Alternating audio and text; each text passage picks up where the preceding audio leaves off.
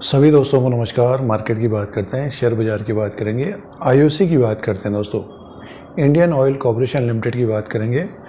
चौथी तिमाही Q4 of 5/24 के नंबर्स आने वाले थे, साथ में डिविडेंड का अनाउंसमेंट होने वाला था।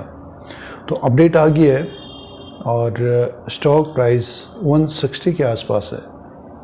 तो आपने निवेश किया है, इन्वेस्टमेंट किया है, तो डिविडेंड का अनाउंसमेंट किया है कंपनी ने, आईओसी ने, इंडियन ऑयल कॉर्पोरेशन लिमिटेड ने। और जो नतीजे हैं उसकी बात कर लेते हैं और उसी के अनुसार फिर स्टॉक आगे भी चलेगा दोस्तों।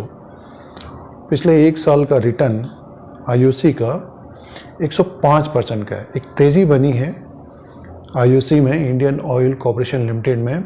आईओसी की बात कर रहे हैं तो ऑयल सेक्टर से रिलेटेड कंपनी है, पीएसयू कंपनी है, एक बड़ी कंपनी है दोस्तों। शेयर प्राइस में भी तेज़ी देखने को मिली है। बहुत सारे निवेशकों ने अपने पोर्टफोलियो में रखा होगा डिविडेंड के लिए, ख़ासतौर से डिविडेंड के लिए, और अब की बार शेयर प्राइस भी ऊपर की तरफ है। तो जो अपडेट है उसकी बात कर लेते हैं। इंडियन ऑयल कॉर्पोरेशन लिमिटेड का ये अपडेट है और बोर्ड मीटिंग थी। बोर्ड मीटिंग का जो आउटकम आया है उसमें कंपनी ने डिविडेंड का अनाउंसमेंट किया है दोस्तों। देखिए, ये डिविडेंड का अनाउंसमेंट किया है, रिकमेंड किया है बोर्ड ने, आईओसी ने, इंडियन ऑयल कॉर्पोरेशन लिमिटेड ने 70% फॉर द ईयर 2023-24 7 रुपीज़ पर इक्विटी शेयर के हिसाब से डिविडेंड का अनाउंसमेंट किया है। फेस वैल्यू 10 रुपये, फेस वैल्यू 10 रुपये का है आईओसी का, इसीलिए फाइनल डिविडेंड 70% का हुआ दोस्तों। 7 रुपये का डिविडेंड का अनाउंसमेंट किया है।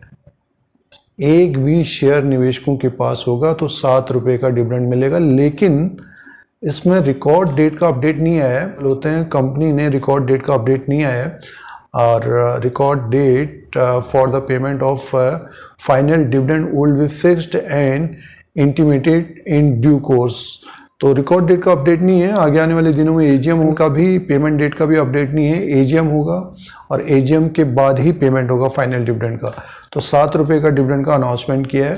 तो डिविडेंड से भी कमाई होती है। जिन्होंने अपने पोर्टफोलियो में आईओसी को डिविडेंड के लिए रखा है तो डिविडेंड का रिकॉर्ड अच्छा है दोस्तों। जो हिस्ट्री है, इतिहास है, जिसके कारण निवेशक अपने पोर्टफोलियो में आईओसी को रखते हैं। तो अब की बार 7 रुपये का डिविडेंड का अनाउंसमेंट किया है। तो रिकॉर्ड डेट का अपडेट होगा तो उसका अपडेट किया जाएगा। अब फाइनेंशियल नंबर की बात करते हैं। जो नंबर्स हैं, स्टैंड लोन फाइनेंशियल रिजल्ट है ये।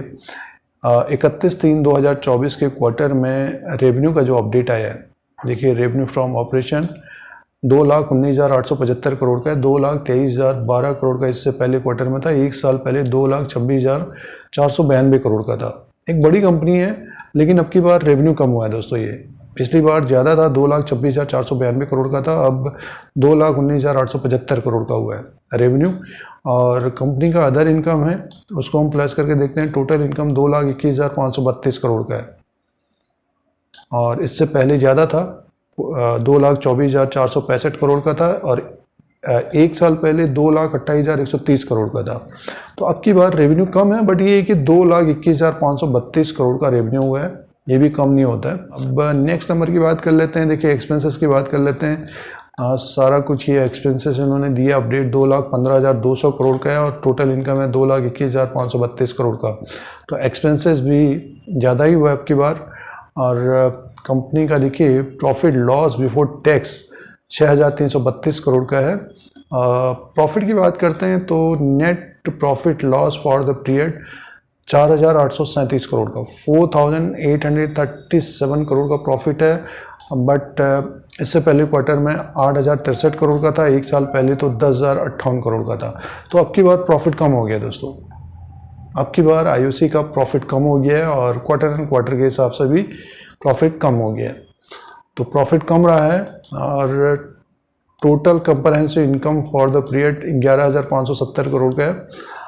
तो प्रॉफिट कम है, तो इस प्रॉफिट कम है, मुनाफा कम है, तो अर्निंग पर शेयर ईपीएस भी देखिए 3.51 का है, इससे पहले 5.86 का है, और 7.30 का एक साल पहले था। तो ये चौथी तिमाही Q4 ऑफ 5/24 के नंबर्स हैं आईओसी के, इंडियन ऑयल कॉर्पोरेशन लिमिटेड के दोस्तों, जिसमें मुनाफा कम हुआ है कंपनी को, और टोटल इनकम भी कम हुआ है दोस्तों। बात करते हैं स्टॉक प्राइस के अनुसार।